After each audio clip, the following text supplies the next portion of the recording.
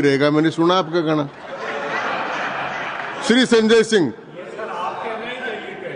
दोनों ही कह रहे एक दूसरे को। धन्यवाद मान्यवर, आपने एक अत्यंत महत्वपूर्ण बिल पे मुझे अपनी बात कहने का मौका दिया। मैं जैसे उदय प्रताप जी की चंद पंक्तियों से अपनी बात शुरू करूंगा। न मेरा है न तेरा है, ये हिंदुस्तान सबका है। नहीं समझी गई ये बात तो नुकसान सबका है। न तेरा है न मेरा है, ये हिंदुस्तान सबका है। नहीं समझी गई ये बात तो नुकसान सबका है। जो आकर मिल गई इसमें वो दिखलाई नहीं देती, जो नदियां मिल गई इसमें वो दिखलाई नहीं देती। महासागर बनाने में मगर एहसान सबका है। महासागर बनाने में मगर एहसान सबका है। मान्यवर, हम लोग बचपन से एक शब्द सुनते आए, सरकार माई बाप। सरकार माई बाप यानी कि जो सरकार होती है वो लोगों की माई बाप होती है। मां की तरह ख्याल रखती है, पिता की तरह ख्याल रखती है। लेकिन अगर कोई सरकार अपने बच्चों को उसका गला घोटने पे उतारू हो जाए तो वो फिर सरकार निष्पक्ष सरकार नहीं है। नहीं है मान्यवर, वो सौतेली मां है। वो सौतेली मां है, उसका व्यवहार सौतेला है। और आज आप जो काम कर रहे हैं इस बिल के माध्यम से, आप बाबा साहब डॉक्टर भीमराव अंबेडकर जी के द्वारा लिखे गए संविधान की हत्या कर रहे हैं। और ये बात मैं इसलिए कह रहा हूं कि बाबा साहब डॉक्टर भीमराव अंबेडकर जी ने संविधान की धारा 26 में लिखा, धार्मिक मामलों के प्रबंधन की स्वतंत्रता, धार्मिक एवं धर्मार्थ उद्देश्यों के लिए संस्थाओं की स्थापना एवं रखरखाव करना, धर्म के मामलों में अपने स्वयं के मामलों का प्रबंधन करना, चल एवं अचल संपत्ति का स्वामित्व एवं अधिग्रहण करना तथा ऐसी संपत्ति का कानून के अनुसार प्रशासन करना। यह अधिकार आपने नहीं दिया। यह अधिकार किसी भारतीय जनता पार्टी के लोगों ने नहीं दिया। यह अधिकार बाबा साहब डॉक्टर भीमराव अंबेडकर जी के द्वारा लिखे गए भारत के संविधान ने दिया। मान्य, और आप उस संवैधानिक अधिकार को छीन रहे हैं एक गैर संवैधानिक बिल लाके। क्या क्या लिखा इस कानून के अंदर आपने, किस तरीके से आपने इस संविधान की हत्या करने का काम किया। आप बड़ी बड़ी बातें कर रहे हैं। ये सरकार कह रही है कि ये कानून हम मुसलमानों के भले के लिए आ रहे हैं। जब मैं आपसे सुनता हूं तो मुझे लगता है कपिल शर्मा कॉमेडी सर्कस में बोल रहा है। आप मुसलमानों का भला कर रहे हैं, आप मुसलमानों का भला कर रहे हैं। दोनों सदन में एक भी सदस्य, दोनों सदन में सिर्फ एक सदस्य गुलाम अली को छोड़ के एक भी सदस्य आपका मुसलमान नहीं है। आप मुसलमानों का भला कर रहे हैं। आप मुसलमानों का भला कर रहे हैं। पूरी सरकार में एक मंत्री आपका मुसलमान नहीं है। आप मुसलमानों का भला कर रहे हैं। दो नेता अपने घरों में आपने बैठा दिया, मुख्तार अब्बास नकवी, शाहनवाज हुसैन, दोनों की राजनीति आपने खत्म कर दी। आप मुसलमानों का भला कर रहे हैं। आप मुसलमानों का भला कर रहे हैं। आप मुसलमानों का भला कर रहे हैं। अरे सुनना सीखो पहले। मान्यवर, मैं इनके इस कानून में क्या क्या लिखा हुआ है, क्या क्या कहा है इन्होंने। बैठ जाए कृपया, गुलाम अली बैठ जाए। धार्मिक संपत्तियों को यह बिल कब्जा करने की नापाक कोशिश है।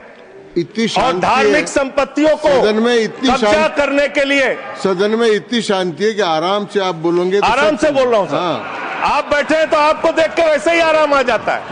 आपको देख के मैं वैसे ही आराम में रहता हूं सर। आप जब है आपका संरक्षण है तो आराम से ही बोल रहा हूं। बोलिए। मान्यवर, धार्मिक संपत्तियों को कब्जा करने की एक कोशिश है। इसलिए इस बिल पर न हिंदू को खुश होना चाहिए, न सिख को खुश होना चाहिए, न ईसाई को खुश होना चाहिए, न जैन को खुश होना चाहिए, न बौद्ध को खुश होना चाहिए, क्योंकि नंबर सबका आएगा। और आज वक्फ की संपत्तियां कब्जा करके आप अपने दोस्तों को देंगे, कल गुरुद्वारे की संपत्तियां कब्जा करके आप अपने दोस्तों को देंगे, फिर चर्चों की संपत्तियां कब्जा करके आप अपने दोस्तों को देंगे, फिर बौद्धों की संपत्तियां कब्जा करके आप अपने दोस्तों को देंगे, फिर जैनों की संपत्तियां कब्जा करके आप अपने दोस्तों को देंगे, फिर मंदिरों की जमीनें कब्जा करके आप अपने दोस्तों को देंगे। आप तो वो लोग हैं जिन्होंने प्रभु श्री राम के मंदिर में भी घोटाला किया। मान्यवर, प्रभु श्री राम के मंदिर के जमीन में घोटाला किया।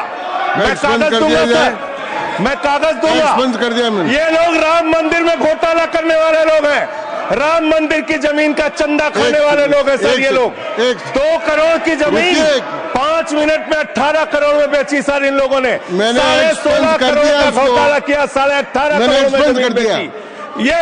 ये राम मंदिर में घोटाला करने वाले लोग हैं सर। मान्यवर, अरे प्रभु श्री राम के नाम का पैसा खाते हो तुम लोग। अरे बैठ जाओ, राम मंदिर का पैसा खाते हो। अरे राम मंदिर में घोटाला करते हो, बैठो। अरे राम मंदिर का चंदा खाते हो। अरे चंदा चोरो बैठो, चंदा चोरो बैठो, चंदा चोरो बैठो, बैठो चंदा चोरो, चंदा चोरो बैठ जाओ।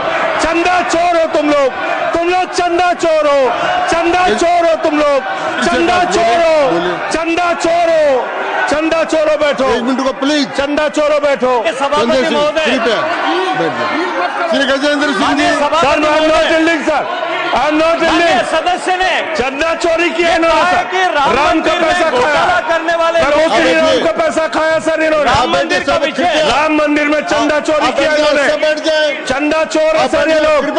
इन्होंने प्रभु श्री राम का चंदा खाया, कृपया बैठ जाए। चंदा चोरी किया सर। कृपया बैठ जाए। राम मंदिर के संबंध में सर राम मंदिर के संबंध में कहे गए सभी राम शब्दों मंदिर के को मैं संबंध में कहे गए कार्रवाई बातों से को निकाल रहा हूँ, कार्रवाई से निकाल दिए। 2 करोड़ की जमीन 18.5 करोड़ में खरीदी इन लोगों ने।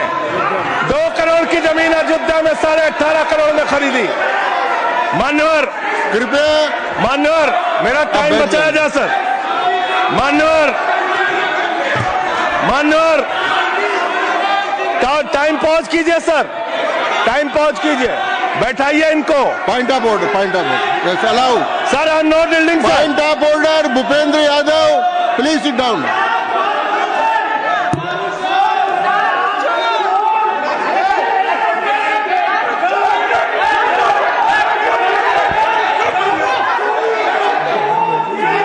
भाई पॉइंट ऑफ ऑर्डर मैंने दिया, आप जाइए स्थान पर, कृपया अपने स्थान पर जाएं। मैंने व्यवस्था का प्रश्न उठाने का मौका दिया भूपेंद्र जी यादव को। आप सब लोग अपने स्थान पर जाएं, कृपया अपने स्थान पर चले जाएं, कृपया अपने स्थान पर जाएं, सबको चोर बना, कृपया बैठे। चोरी में जेल दे रहे हैं। मैंने भूपेंद्र जी, कृपया बैठ जाए, कृपया। श्री भूपेंद्र यादव सर, मैं सर पहले Bhupendra ji, yes sir, Bhupendra Yadav sir, Madan ji Rathore, कृपया बैठ जाएं। सर ये कृपया, मैंने भूपेंद्र जी यादव को व्यवस्था का प्रश्न उठाने की अनुमति दी है, लेकिन मैं पहले बता दूं कि राम मंदिर के बारे में जो कुछ इनको कहा मैंने उसको एक्सपेंस कर दिया है, वो कार्रवाई का हिस्सा नहीं है। आप बोलिए सर, सर ये